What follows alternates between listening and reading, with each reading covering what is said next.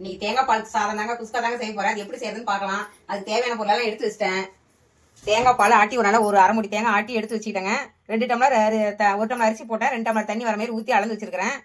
வெங்காயம் கட் பண்ணி வச்சாச்சு, பச்சை மிளகா கட் பண்ணி வச்சாச்சு, தக்காளி, பச்சை பட்டாணிங்க, அது காஞ்சி பட்டாணியில் பச்சை பட்டாணி, கொஞ்சமாக கேரட் இருந்துச்சு, அதுவும் துருவி எடுத்து பொடியாக கட் பண்ணி எடுத்து வச்சுக்கிட்டேன். கொஞ்சமாக முந்திரி, பட்டை லவங்கம், சோம்பு இதெல்லாம் எடுத்து வச்சிருக்குதுங்க. புதினா தலை, கொத்தமல்லி தலை எடுத்து வச்சிருக்கிறேன். அரிசி இப்போ ஊறிடுச்சுங்க, ஒரு அரை மணி நேரம் போகுது ஊறிடுச்சு. செய்யறது எப்படின்னு பார்க்கலாம் வாங்க.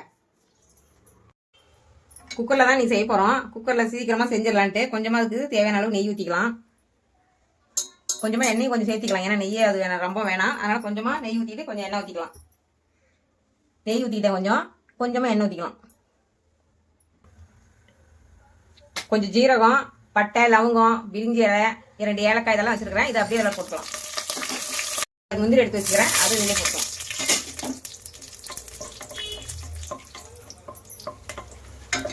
நல்லா வணங்கிடுச்சு. முந்திரி பருப்பு நல்லா கலர் வந்துச்சு பாருங்க. இந்த டைமில் வெங்காயத்தை போட்டுக்கலாம். நல்லா பெரிய வெங்காயம் 1 எடுத்து கட் பண்ணியிருக்கிறேன்.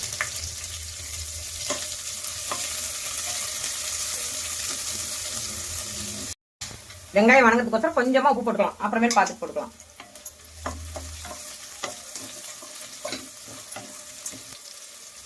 இஞ்சி பூண்டு பேஸ்ட் இதிலே போட்டுக்கலாம்.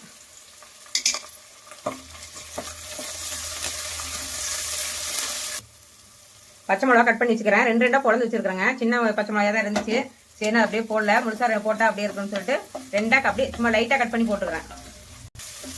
தக்காளி நல்லா ஒரு தக்காளி, பெரிய தக்காளி எடுத்து வச்சுக்கிறேன், அதை அப்படியே போட்டோம். குட்டி குட்டியாக ரொம்ப குட்டியாக கட் பண்ணி போட்டோம்னா அதெல்லாம் ஒரு மாதிரி ஆகிடும். அதனால் பாருங்கள், நான் இப்படி தான் கட் பண்ணி போட்டுக்கிறேன்.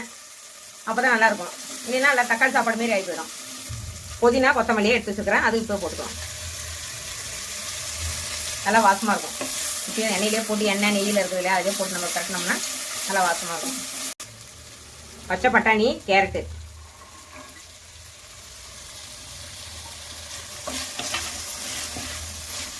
பச்சை பட்டாணி நல்லா பச்சையாகவே வாங்கிட்டு வந்து உளிச்சு வச்சிருக்கிறேங்க. இப்போ தான் காலையில் தான் வாங்கிட்டு வந்தேன், உளிச்சு எடுத்து வச்சிட்டேன். பாசுமதி அரிசி ஒரு அரை மணி நேரம் ஊறிடுச்சுங்க. நம்ம இப்போ எல்லாம் வணக்கி விட்டதுலேயே போட்டு அதில் தண்ணி இல்லாமல் வடிச்சிட்டு அதிலே போட்டு ஒரு 5 நிமிஷம் கிளறி விடலாம்.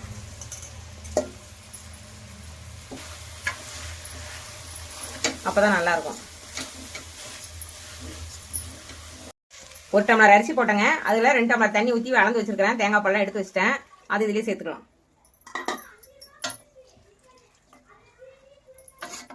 1 டம்ளருக்கு 2 உப்பு முன்ன கொஞ்சமாக தான் போட்டோம், இப்போ கொஞ்சம் போட்டுக்கலாம். போட்டுட்டு 10 தான் இல்லையான்னு பார்த்துட்டு அப்புறமே மறுபடியும் போட்டுக்கலாம், ஏன்னா ஒட்டுக்கா போட்டுறக்கூடாது உப்பு.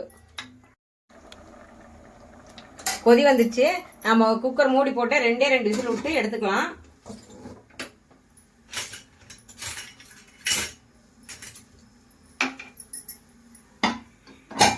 ரெண்டு விசில் வந்ததுக்கு அப்புறம் பார்க்கலாம். சாப்பாடு 2 விசில் வந்துருச்சுங்க, வாங்க பார்க்கலாம் இன்னைக்கு எப்படி இருக்குதுன்னு.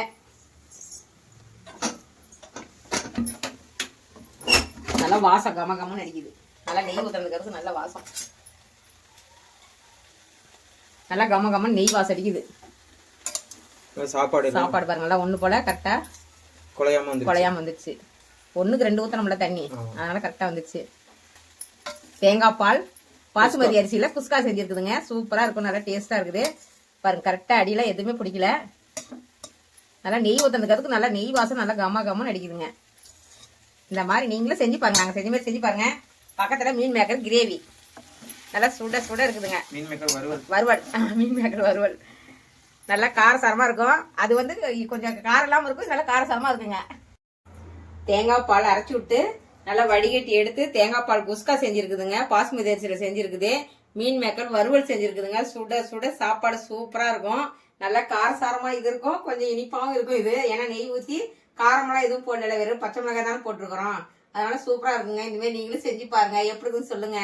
வாங்க அடுத்த வீடியோவில் பார்க்கலாம்.